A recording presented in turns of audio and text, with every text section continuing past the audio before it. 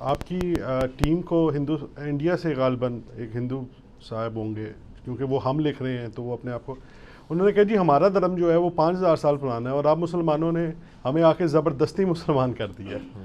اور اس حوالے سے انہوں نے آپ کی کوئی ویڈیو بھی اپلوڈ کی ہوئی ہے ہندوؤں نے، اور اس میں کوئی صحیح بخاری کا 4108 ریفرنس ہے. وہ دیکھی میں نے ویڈیو. ہاں جی، اس بارے میں جی آپ بتائیں تھوڑا. دیکھیں جی، مسلمانوں نے ہندوؤں کو زبردستی مسلمان کوئی نہیں کیا. اگر ایسے ہوا ہوتا نا تو آج انڈیا پاکستان میں آج بھی ہندوؤں کی تعداد مسلمانوں سے ڈبل ہے. 90 کروڑ سے زیادہ ہندو موجود ہیں سب کانٹیننٹ میں. جی، مسلمان تو بمشکل 40-45 تک ہوں گے یا 50 کر لیں، یعنی آدھے ہیں ہم ان کے. اگر تلوار کے زور پہ کلمہ پڑا ہوتا نا سر تو یہ سارے مسلمان ہوتے ہیں. ایسا نہیں تھا. ہاں، تلوار کے زور پہ انٹر ضرور ہوئے، اور ظاہر ہے کہ وہ ایک جنگجوؤں والا سسٹم تھا. میں ان جنگوں کو سپورٹ تو نہیں کرتا ہوں، کیونکہ وہ یعنی دنیا داری کی جنگیں تھیں. جی، خلفائے راشدین کے بعد جتنی جنگیں لڑی گئی ہیں وہ ایک سپر پاور کا آپ سمجھ لیں ان کا ایکسپلوژن تھا جو آگے چل پڑا. جو خلفائے راشدین کی جنگیں ہیں وہ واقعی اللہ تعالیٰ کی طرف سے ایک ننگی تلوار تھے جو کافروں پر عذاب استحصال کی شکل میں نازل ہوئی. میرا ایک لیکچر ہے مسئلہ 85، قرآن اور قتال ہمارے نبی علیہ السلام کی 2 خصوصیات. اس میں نے بتایا کہ اگلے انبیاء کا جب انکار کیا جاتا تھا اللہ کی طرف سے کبھی چنگھاڑ کا عذاب آتا تھا، کبھی پتھروں کا عذاب آتا تھا، کبھی غرق کرنے کا سمندر میں، کبھی سیلاب کے اندر ڈبونے کا. ہمارے نبی علیہ السلام کے نبوت کا جب انکار کیا گیا تو قرآن پاک میں سورہ توبہ اور انفال میں ہے کہ اب عذاب استحصال اللہ تعالیٰ نبی علیہ السلام کے ساتھیوں صحابہ اکرام کے ذریعے تلوار ان پہ مسلط کرے گا. اس لیے سورہ توبہ میں ہے نا کہ جب یہ 4 مہینے گزر جائیں جہاں کافروں کو پاؤ قتل کرو جو کافر اس ایریے کے ہیں، جی، یا وہ جزیرہ نما عرب چھوڑ کے چلے جائیں. یہی اگر صحابہ تلوار نہ اٹھاتے تو آسمان سے پتھر برسنے تھے. یہ نبی علیہ السلام کی خصوصیت ہے. اسی طریقے سے حضور کا معجزہ بھی پچھلے انبیاء سے مختلف ہے. باقیوں کے تو ٹینجیبل معجزات ہوتے تھے، ہمارے نبی کا قیامت تک کے لیے نبوت تھی، معجزہ بھی قیامت تک کے لیے. انا نحن نزلنا الذکر وانا لہ لحافظون. اس قرآن الذکر کو ہم نے نازل کیا، ہم اس کی حفاظت کرنے والے ہیں. اس لیے میرا لیکچر ہے قرآن اور قتال ہمارے نبی کی 2 خصوصیات، مسئلہ 85 صلی اللہ علیہ وآلہ وسلم. تو یہ تلوار کے تو ہم نے رومن اور پرشین امپائر کو جو بدماشی کر رہی تھی، لوگوں سے اپنی عبادت کرواتے تھے بادشاہ، ان کا استحصال کرتے تھے، ان کو اکھاڑنے کے لیے تلوار استعمال ہوئی نا. اس میں وحید الدین خان صاحب انڈیا کے ہیں تو انڈیا کی کتاب پڑھ لیں سر. مولانا وحید الدین خان صاحب کی کتاب ہے اسلام دور جدید کا خالق. انگلش میں ایک کتاب ہے دا گاڈ ارائزز، جس میں انہوں نے بتایا کہ تلوار اٹھانی پڑی اسلام کو رومن اور پرشین امپائر کو اکھاڑنے کے لیے تاکہ مذہبی جبر ختم ہو. وہاں بادشاہ کا مطلب تھا وہ خدا بھی ہے. فرعون کے سامنے جادوگروں نے جب کلمہ پڑھا قتل کروا دیا. آج آپ ٹرمپ کے سامنے قرآن بھی پڑھے وہ بھی ایسے کر کے سنے گا، سنتا ہے، اس کے سامنے تلاوت ہوئی ہے. آپ امریکہ میں اسٹریٹ دعوت دیں کوئی آپ کو نہیں کہے گا. فرعون کے دربار میں کوئی سوچ سکتا تھا؟ تو یہ مذہبی جبر اسلام نے ختم کیا. اس لیے میں کہتا ہوں فریڈم آف ایکسپریشن جو آج دنیا ویل کر رہی ہے نا یوٹیوب یا فیس بک کے ذریعے، اس کا خالق اسلام ہے. اور دوسرا فائدہ کیا ہوا، جو لوگ پتھروں کی، چاند سورج کی عبادت کرتے تھے انہوں نے کبھی سوچنا تھا ہم چاند پہ پہنچ سکتے ہیں؟ جب اسلام نے کہا یہ تو مخلوقات ہیں یار، ان کی کیا اوقات ہے، کریٹر کو پوچھو، پھر ان کے دماغ میں آیا کہ ہم چاند پہ پہنچ بھی سکتے ہیں. اس لیے وہ ڈرتے نہیں سر. گوروں کے چھوٹے چھوٹے بچے اکیلے کمرے میں سوتے ہیں، وہ نہیں ڈرتے چیزوں سے. یہ ڈر سارا ادھر ہی ہے کیونکہ وہ اب اس چیز سے باہر آ چکے ہیں اس فریڈم آف ایکسپریشن کی وجہ سے. یہ جو بخاری کی حدیث میری انہوں نے مس کوٹ کی ہے، ایک کانٹیکسٹ میں تھی. یہ صحیح بخاری میں 4108 نمبر حدیث ہے.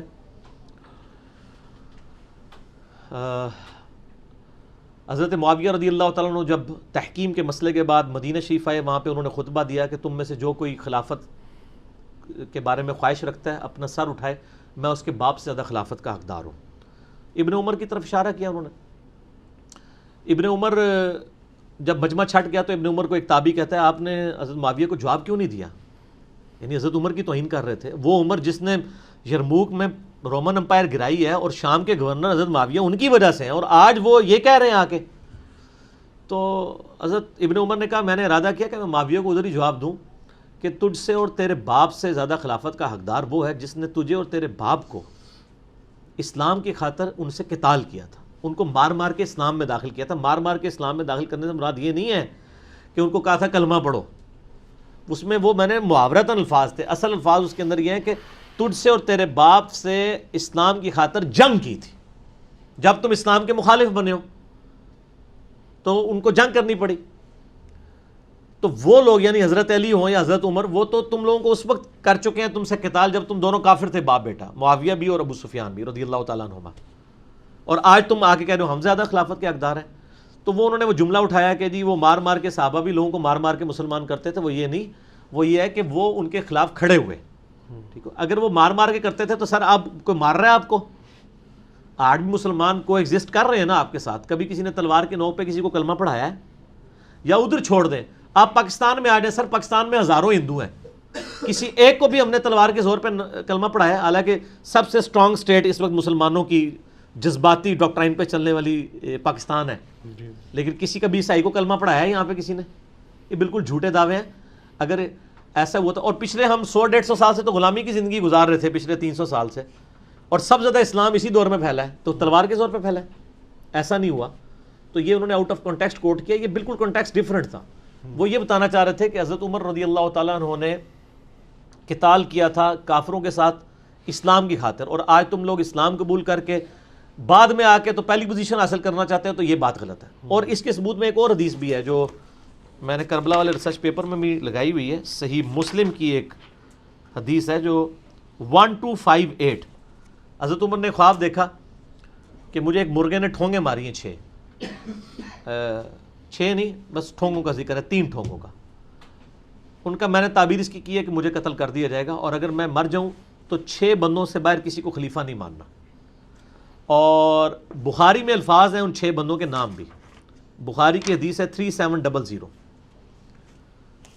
علی، عثمان، طلحہ، زبیر، سعد ابن ابی وقاص، عبد الرحمن بن عوف، جن سے رسول اللہ وفات تک راضی رہے صلی اللہ علیہ وسلم۔ یہ حضرت عمر نے کرائٹیریا بنایا، اور پھر کہا مجھے خدشہ ہے کہ کچھ لوگ اس خلافت میں ان 6 بندوں پر تان کریں گے، اگر تم یہ دیکھو تو یہ سمجھ لو یہ وہ لوگ ہیں جن کو میں نے اسلام کی وجہ سے اپنے ہاتھوں سے مارا تھا، اور اگر یہ مخالفت کریں تو یہ سمجھ لو یہ اللہ کے دشمن اور کافر ہیں۔ بڑے سخت الفاظ ہیں۔ اب یہ تلاش لوگوں نے کرنا ہے، مسلمانوں نے کرنا ہے پہلے تو، ہندو تو بیچارے بعد میں کریں گے، پہلے مسلمان تلاش کرنے یہ کون سے لوگ ہیں جو خلفائے راشدین کی خلافت میں، خصوصاً سیدنا علی کی خلافت میں جنہوں نے تان کیا۔ تو یہ اتنے سخت الفاظ تھے۔ اس میں بھی الفاظ ہیں، حضرت عمر کہتے ہیں میں نے اپنے ہاتھوں سے ان کو مارا ہوا ہے اسلام کی خاطر، مراد یہ کہ اب اسلام کے مخالف بنے تو لڑائی کی، یعنی یہ محاورتاً بات ہو رہی ہے، یہ نہیں ہے اس طرح سورہ توبہ سے بھی نقل کرتے ہیں جہاں بھی کافر نظر آئے قتل کر دو۔ تو یار اس میں لکھا ہے کہ مسلمانوں کا پیس ٹریٹی ہوا تھا صلح حدیبیہ، کافروں کی ریکویسٹ پہ انہوں نے مسلمانوں کو پاور تسلیم کر لیا تھا، حضور چاہتے تھے کچل سکتے تھے، آپ نے کہا چلو ٹھیک ہے صلح کر لیتے ہیں، تگڑا ہو گیا بندہ صلح کر لے، اس کی شرافت ہے۔ اور پھر طے پایا تھا کہ اگر صلح کو توڑے گا پھر ہم پابندی نہیں ہوگی، انہوں نے توڑ دی، پھر ابو سفیان آ کے منتیں مارتا رہا، اس وقت مسلمان نہیں ہوئے تھے وہ، آپ فرمایا نہیں تم نے توڑا ہے، تو وہ جو انہوں نے پیس ٹریٹی توڑی تھی نا ان کو اس کے بدلے میں قتل کیا گیا تھا، یہ نہیں تھا کہ سارے۔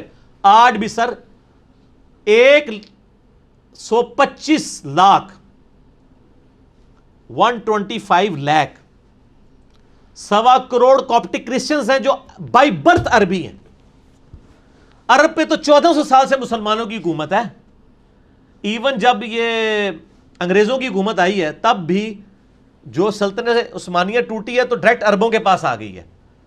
1400 سال سے عرب کی سرزمین میں کبھی کافروں کی حکومت نہیں ہے، تو ہم پوچھ رہے ہیں یہ 1.25 کروڑ کرسچن ابھی تک کیوں ایگزسٹ کر رہے ہیں، کاپٹک کرسچنز بائی برتھ، یہ سارے تلوار کے زور پہ مسلمان کیوں نہیں ہو گئے؟ چلو آج ہم ڈھیلے پڑے ہیں نا، 1000 سال تک تو پوری دنیا کے سب سے بڑے ہم یعنی فن خاں تھے نا پوری دنیا میں، سپر پاور تھے نا، تو اس وقت تو ان کو کچل نہ دیتے اگر تلوار کے زور پہ کلمہ پڑھانا ہوتا، تو یہ 1.25 کروڑ ایگزسٹ کرتے۔ اس کے اگینسٹ ان کو دیکھیں، انہوں نے جب اسپین میں مسلمانوں کی حکومت ختم کی ہے تو وہاں مسجدوں کو تالے تک لگا دیے ہیں، تلوار کے زور پہ تو انہوں نے کیے ہیں صلیبی جنگوں کے اندر۔ تو یہ بالکل غلط الزام ہے، اور یہ میرا کلپ آؤٹ آف کانٹیکسٹ لوگوں نے چڑھایا ہوا ہے، اور وہ ظاہر کانٹیکسٹ بھی اس طرح کلیئر نہیں، اب میں نے آج بریف کر دیا بہت زیادہ، تو تو جو جہاں کہیں بھی اس طرح کی کوئی چیز ہو تو اس کا ایک کلپ کاٹ کے آپ اس کے ساتھ کر دیں, اس کی بھی تصویر لگا کے تھوڑا سا ایک بنا کے نا اس کو فران میں یہ بھی کلپ بنانا ہے, یہ بھی نوٹ کر لیں اپنے پاس. تو میری آج کی گفتگو انشاءاللہ اس میں کور ہوگی انشاءاللہ. ان بھائی نے ہندو جو صاحب ہیں, ان صاحب نے اپنے ایمفسائز کیے 5000 سال پرانے دھرم کو, جو کہ ایک پرائڈ کے طور پہ لیا ہے. کیا سوال یہ ہے کہ کیا ہم مسلمان in comparison with Jewish and Christian religion, جو کہ سیم ہے کہ خدا تو جا کے ایونچولی ایک ہی ہوتا ہے, تو کیا وہ ہم پہ یہ اس چیز کا پرائڈ کر سکتے ہیں یا وزن رکھتے ہیں؟ ہاں دیکھیں, یہ 5000 سال والی بات مجھ سے سکپ ہو گئی تھی. 5000 سال والی جو بات ہے نا, ہم بھی کہتے ہیں کہ یہ 5000 سال پرانا ہی ہے. ہم پوچھتے ہیں وہ 5000 سال سے پہلے جو دھرم تھا وہ کون سا تھا؟ اسلام ہی تھا نا. جی. کبھی مسلمانوں نے کسی پیغمبر کو باہر نکالا ہے؟ کرسچینٹی تو انکار کرتی ہے نا نبی علیہ السلام کا, ہم حضرت عیسیٰ کا انکار کرتے ہیں کیا؟ جیوز جو ہیں عیسیٰ اور محمد صلی اللہ علیہ وآلہ وسلم دونوں کا انکار کرتے ہیں, کیا ہم موسیٰ علیہ السلام کا انکار کرتے ہیں؟ نہیں. تو ہم تو مان رہے ہیں, ہم تو کہہ رہے ہیں ابراہیمک ریلیجن ہے, تینوں آسمانی ریلیجن ہے, اور یہ بیسیکلی صحف ابراہیم کی بگڑی ہوئی شکل ہے. یہ براہمن کا لفظ بھی ابراہیم کی بگڑی ہوئی شکل ہے. بنی اسرائیل کا وہ ایک ہالی ووڈ نے فلم بھی بنائی ہے, دا لاسٹ ٹرائب آف اسرائیل.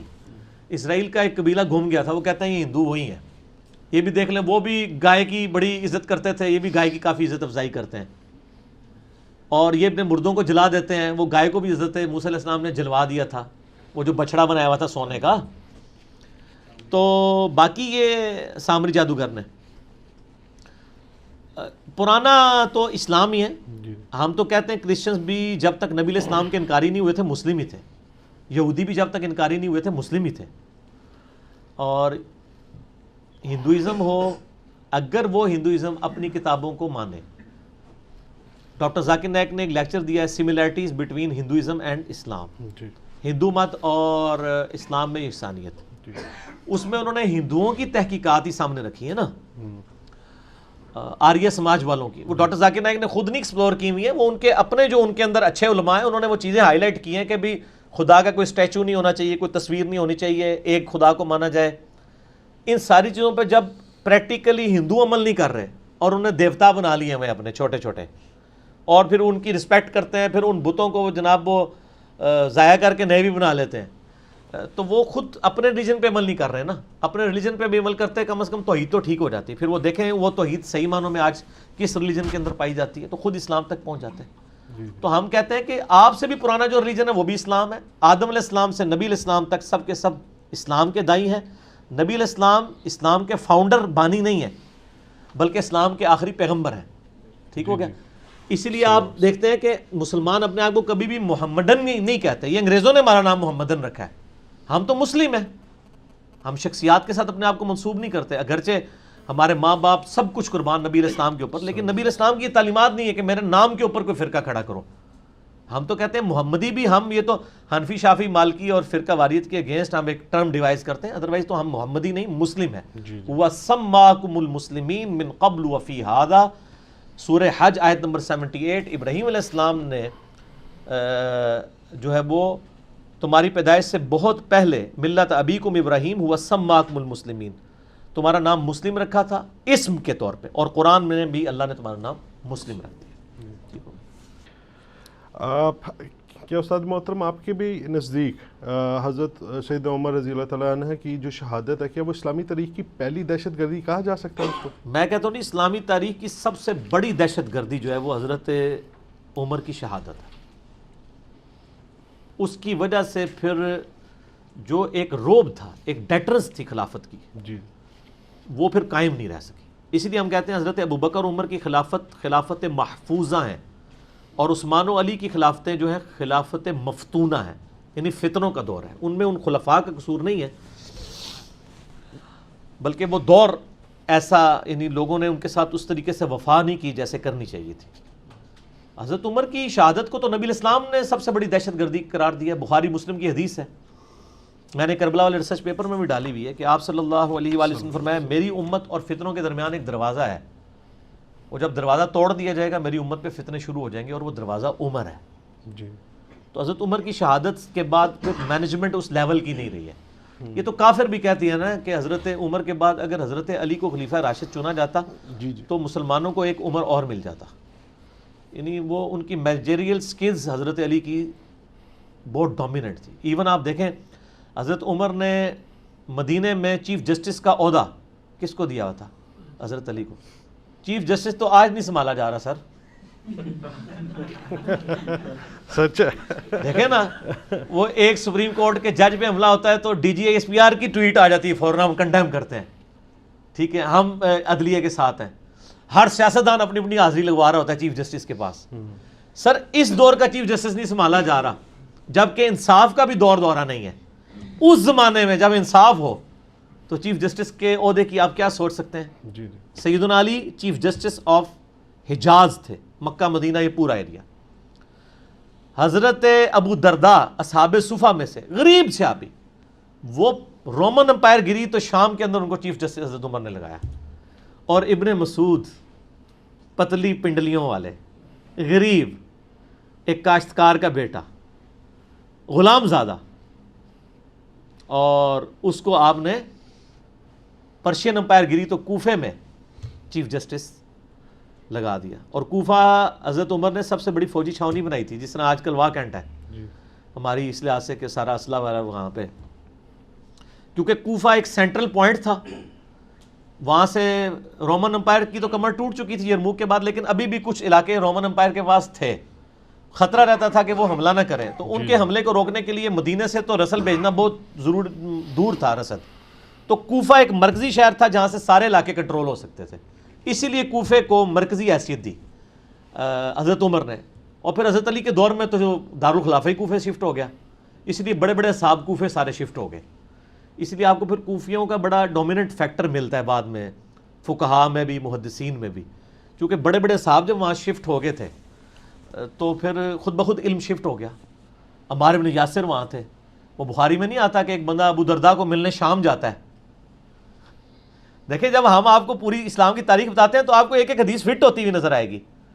اور وہ جا کے مسجد میں نماز پڑھ کے کہتا ہے یا اللہ مجھے کسی نیک بندے سے میری ملاقات کرا دے. تو اتنے میں ابو درداء آ جاتے ہیں مسجد میں.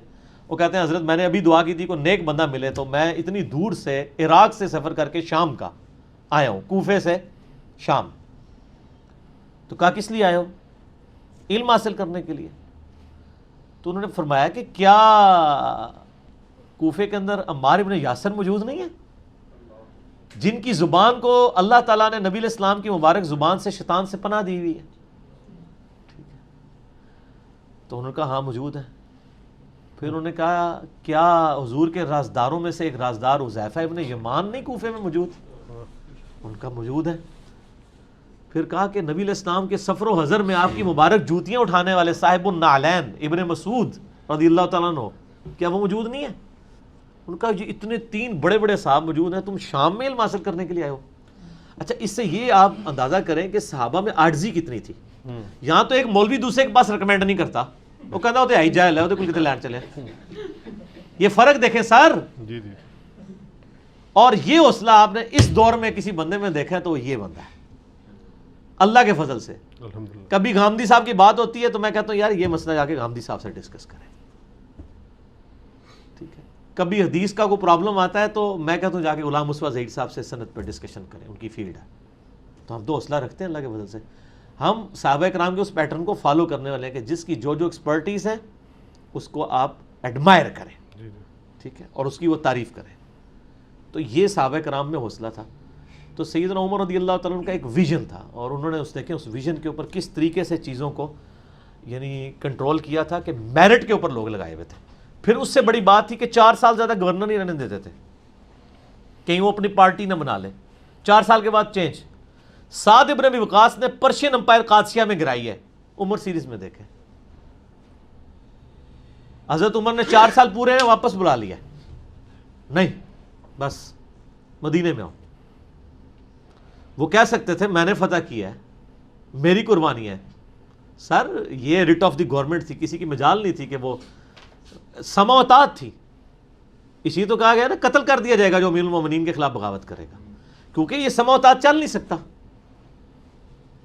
حضرت علی نے جنگ صفین اس لیے تو لڑی ہے کہ اگر میں خلیفہ ہوں تو معاویہ کس طرح کہے گا کہ میں معزول نہیں ہوتا جب میں اس کو معزول کر رہا ہوں. تو سمع و طاعت تھی. قرآن میں قتال کرو ایسے لوگوں کے ساتھ جو حکمران وقت کے کو ایکسیپٹنس نہ دیں, پھر بھی وہ حضرت علی جیسا حکمران ہو. تو یہ ریٹ آف دی گورنمنٹ کو قائم کرنے کے لیے سب کچھ کیا, حضرت علی نے بھی کیا, اور حضرت عمر. اور یہ آپ کو پتہ ہے شیعہ نے اعتراض بھی کیا تھا کہ معاویہ تو حضرت عمر ان کو اوپر لے کے آئے, تو اصل میں تو نعوذ باللہ کلپرٹ وہ ہیں. تو میرا اس کے اوپر بھی ایک کلپ چڑھا ہوا ہے, ٹھیک ہے, کہ حضرت معاویہ کی خوش قسمتی کہہ لیں یا دوسرے والی قسمتی کہہ لیں کہ وہ حضرت عمر کی زندگی میں ان کے 4 سال پورے نہیں ہوئے, تو حضرت عمر کی شہادت ہو گئی. اس کے بعد 11 سال حضرت عثمان کے ان کو مل گئے, اور باقی مزید ایریا بھی مل گئے, حالانکہ حضرت علی نے مشورہ دیا تھا کہ یہ کام نہ کریں. اور وہ میں دیکھ لیں بعد میں مسلمانوں کے لیے ایک مسئلہ بن گیا. وہ کیا مسلمانوں کے لیے آج تو ہم کہہ سکتے ہیں بہت بڑا مسئلہ بنا نا, اس زمانے میں تو اس مسئلہ صرف مینجمنٹ ایشو کا تھا نا, آج تو ہم دیکھ رہے ہیں فرقے بن چکے ہیں. تو یعنی میرا دل تو بڑا کوڑتا ہے, یقین کریں. میں جب محرم میں ماتم دیکھ رہا ہوتا ہوں اور یہ پنجے اور زنجیر زنی اور یہ عجیب و غریب خرافات دیکھ رہا ہوتا ہوں نا, تو میں سوچتا ہوں کہ کاش حضرت معاویہ علی کی بیعت کر لیتے, آج یہ امت یہ دن نہ دیکھتے. میں تو یہ سارے کے سارے معاملات میں نا مطلب وہ, بلکہ ایک وہ میں نے ان کو اگلے دن بتایا, وہ ایک جرمن رائٹر ہے, اس نے کہا ہے کہ ہمارا بس چلے تو حضرت معاویہ کے مجسمے ہم اپنے علاقوں میں لگائیں, کہ جن کی وجہ سے مسلمانوں کی جو خلافت راشدہ کا نظام جو کہ ہر ایک چیز کو کچلتا جا رہا تھا وہ تھم گیا. یہ تو کہتا نا فتوحات ہوئی, فتوحات کرنا کیا, فتوحات تو چنگیز خان نے بھی بہت کی ہیں. فتوحات سے کیا فرق پڑتا ہے, اصل میں اسلامک سسٹم تھا کہ نہیں. وہ آپ میرا کلپ دیکھ لیں, ریپلائی ٹو مولانا الیاس قادری اور حضرت معاویہ رضی اللہ تعالیٰ. تو یہ تو کافر بھی مان رہے ہیں کہ اسلامک سسٹم ابو بکر عمر عثمان علی پہ ختم ہو گیا. بعد میں یہ تو ڈاکٹر اقبال کہہ رہے ہیں کہ اللہ ہمیں ملک دے تو ہم اسلامی ملوکیت کا جو داغ ہمارے چہروں پہ ہے خلفائے راشدین کے بعد ہم وہ دھو سکیں. عرب امپیریلزم کا ہے انہوں نے آل امیہ آل عباس کو. خالی مجھے آل امیہ سے کچھ نہیں, ڈاکٹر اقبال ہزار انہوں میں تو نہیں پڑھایا, اور انجینئر صاحب سے کلپ تو نہیں تو ویکھے ہوئے, یہ 5B تو نہیں سی ڈاکٹر اقبال نے پڑھایا, انہوں نے انہوں نے کیوں پتہ لگا کہ ایک ہی ہے. تو وہ کہتے ہیں ہم مجسمے لگائیں کہ وہ جو ڈاکٹر اقبال بھی کہتے ہیں نا, تھمتا نہ تھا کسی سے سیل رواں ہمارا. ٹھیک ہے, یعنی ہم تو اس طریقے سے پھیل رہے تھے کہ یہ اس سونامی کے آگے کو بند نہیں تھا باندھ سکتا, لیکن وہ پھر کمر ایسی ٹوٹی کہ وہ سسٹم بعد میں ایکسپلوژن ہوا ہے سپر پاور کا. مسلمانوں کی حکومت ضرور بنی ہے, اسلامی حکومت کمزور ہوئی ہے.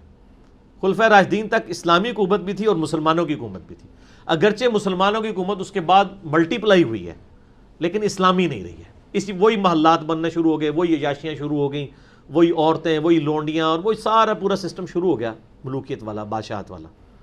اس لیے تو آج ہم یعنی وہ ہم صرف ایک اس کو یاد ہی کرتے ہیں اپنی حکومت کی وجہ سے. ادروائز کوئی کہے گا جی میں خود مغل ہوں, میں کیا فخر سے کہہ سکتا ہوں کہ مغلوں نے جو یہاں حکومت کی ہے وہ اسلامی تھی.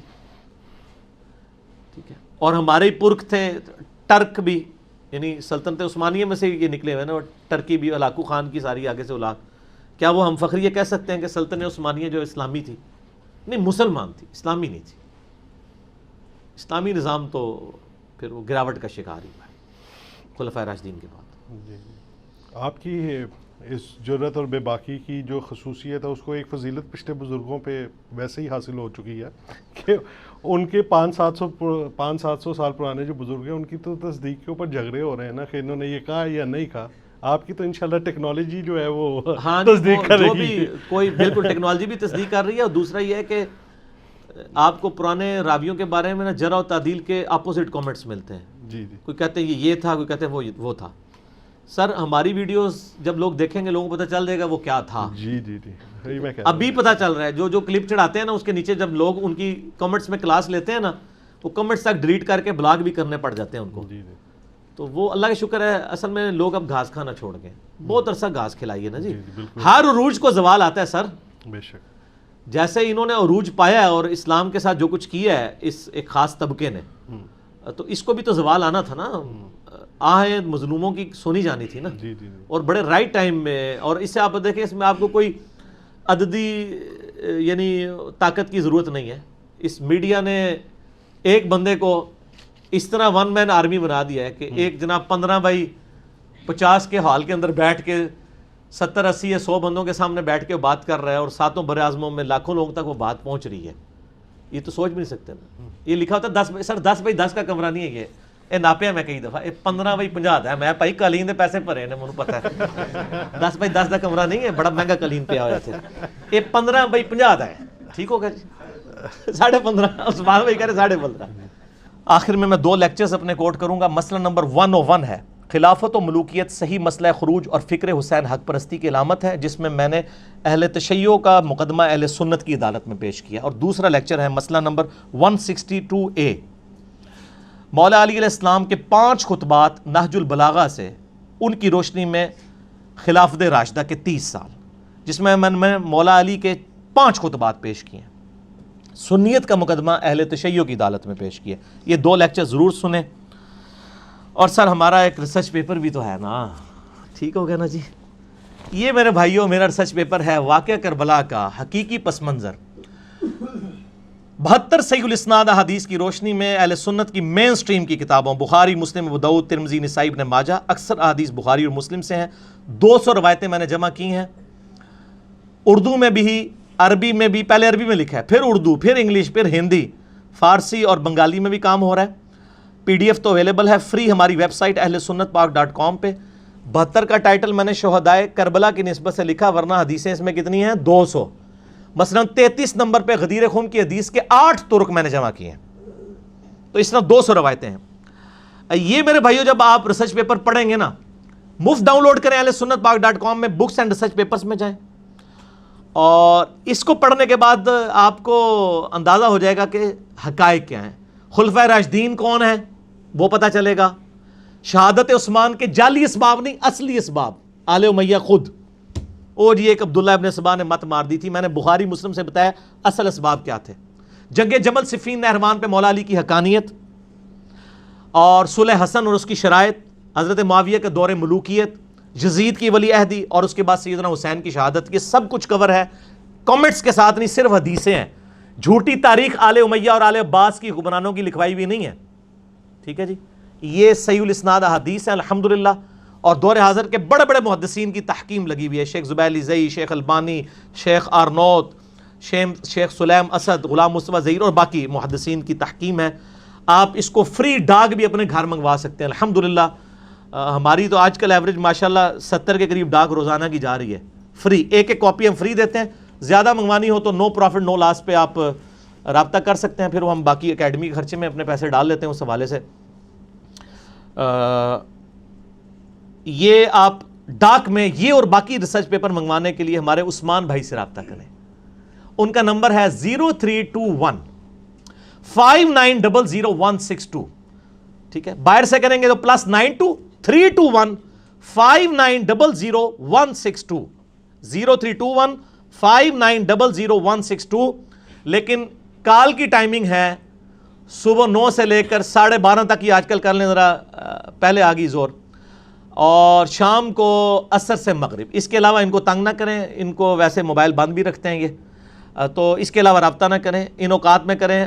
اپنا ٹیکسٹ بھیج دیں, انشاءاللہ آپ کے گھر ڈاک آ جائے گی. فون بھی کرنے کی ضرورت نہیں ہے, آپ ٹیکسٹ بھیج دیں, اور ان کے ٹیکسٹ کا انتظار نہ کریں گے, اوکے کا میسج کریں گے.